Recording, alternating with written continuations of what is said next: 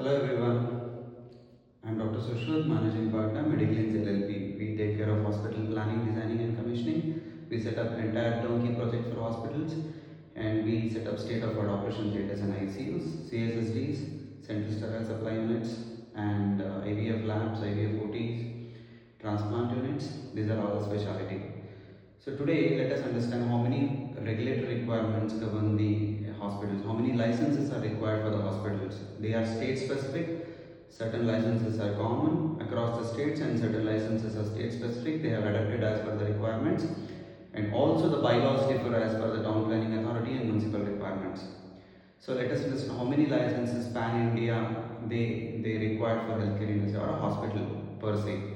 And these are the important licenses. If you want to get accredited yourself to prestigious National Accreditation Board for Hospital and Healthcare Providers, whether it's a pre-accreditation level or a final NAPH, you have to get all these licenses, mandatory.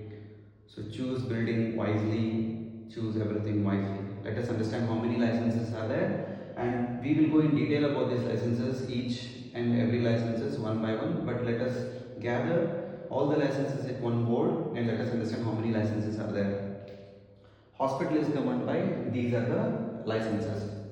So you have a medical and legal registration, some state nursing council act or a KPMB, and we have legal entity, whether your hospital is a private limited trust or a limited liability partnership, then you have to comply with the company act.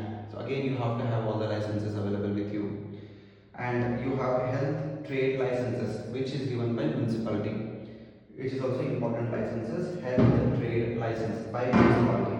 Now you require licenses for fire, for safety, you require licenses from fire department, you require license for your lift, whether it's a bed lift, stretcher lift or even attenders lift also. Lift licenses mandatory, you have to display it, renew it. And electrical approvals from the respective electrical board, you have to have a licenses prior to occupying. Now you have NOC from State Pollution Control Board. State Pollution Control Board, we require two licenses from them. One is for air and water, and another is required for biomedical waste management and handling rule.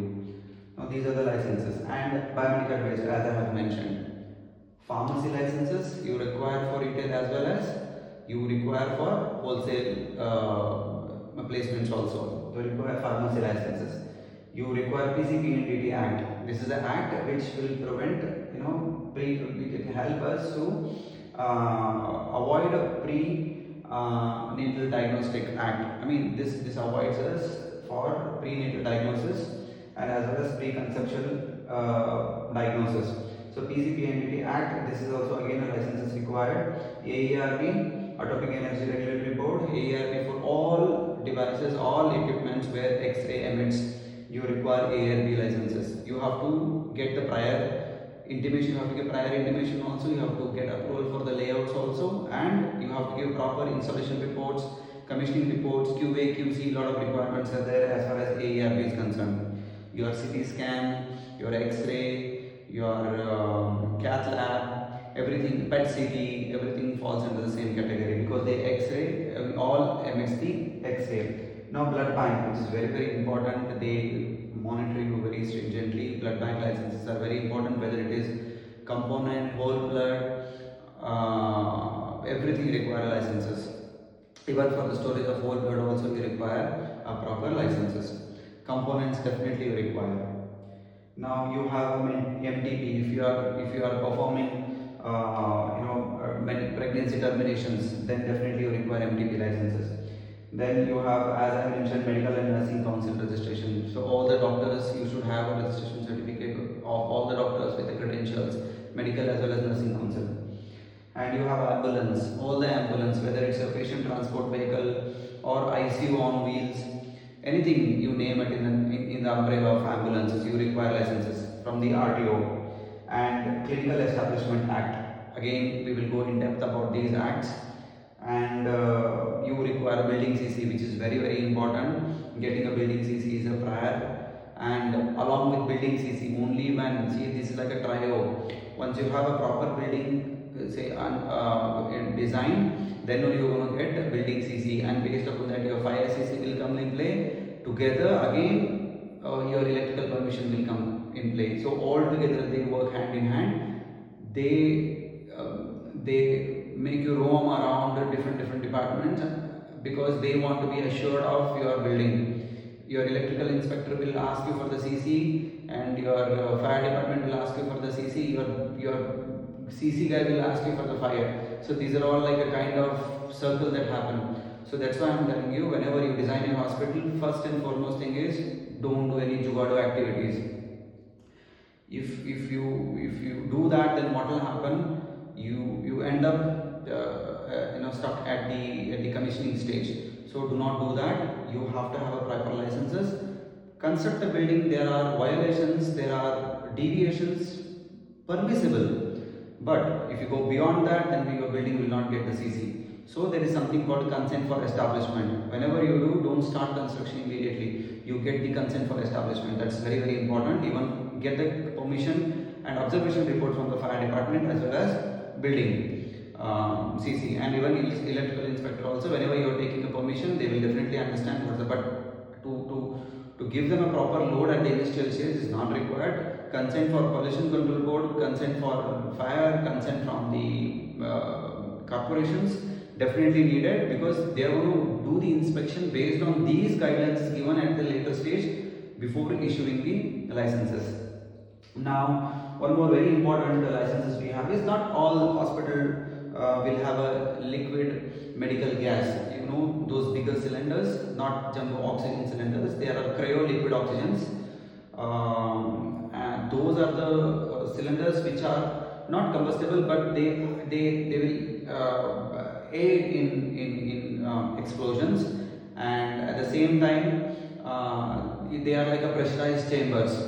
So now those are the liquid oxygens where you require licenses. So that is taken care by PESO. We will go in detail about it. What is the minimum requirement required for the storage of the cryo cylinders? We will talk in detail about the licenses. Now you have spirit licenses. Spirit licenses we don't store that much, but certain hospitals do store. There is a minimum requirement that also will go in detail and will explain to you what is the spirit licenses. Now all these licenses, you have gas cylinders, you will require a license for LPG also. But if you have a bigger canteen, then definitely you require a LPG license also. There is a capacity given. I'll explain about the capacity in the next video. But these are all the licenses, and along with that, very important, let's not miss that, ESI and PF, which belongs to Human Resource Department. Now you categorize everything falls under safety, employee satisfaction, staff satisfaction, your entire license, building satisfaction, safety. Imagine your entire industry or entire these regulatory requirement just trying to give you safer environment, safer I would say hazard free working environment, and safe buildings. So that is the motto of all these regulatory requirement. So follow all these regulatory requirement, and if you stuck with anything, then end of the day it's not going to be good for the building. And along with that, getting accreditation certificates will be a challenge. So compliance with the objective elements of accreditation guidelines is one end, but if you do not have a license compliance, then that's going to be completely non-compliances. So you don't get even entry to those accreditation certificates. So now you have to comply with all this. Do not worry, these are state specific. 90% or 95% are common to every state. Only certain things here and there, like State Council, Nursing Council Act, where here KPME is there in Karnataka. So different states have a different, I think Maharashtra has a nursing council. So it's a state, only there you have a state specific. But as far as the pharmacy licenses are concerned, PCP&AD, ARV, blood bank, MTP, ambulances, and building CC. Building CC depends upon the bylaws they were defined, but building definitely require a proper CC. occupancy certificate and completion certificate. Now, from the pollution control board, the state and central is definitely there. So the state is governed by the state pollution control board. Fire definitely it's common for every state. Lift common, electrical common, and these are like company act and all that are common. As I said, 95%, more than 95%. I would say in this category, more than 95% common to all the state. Only few here and there differ. Now we will try to go in detail about these regulatory requirements, and if needed, I'll try to have one podcast done with very important people who are going to handle the regulatory requirements on a day-to-day basis, who can explain better. So now I'll go in detail further, but these are the requirements. These are very important requirements for the hospitals. So next session we will try to cover one more important subject, and keep watching, not for like and subscribe, keep watching for the knowledge. If anything you require, you can directly type the details and then I'll answer as much as possible from my end. If I do not know, I'll study and I'll come back to you. And I'll ask my seniors, I'll study myself. There are a lot of resources available, so I will come back to you with the answer, with a valid, with evidence. Thank you very much. Thank you.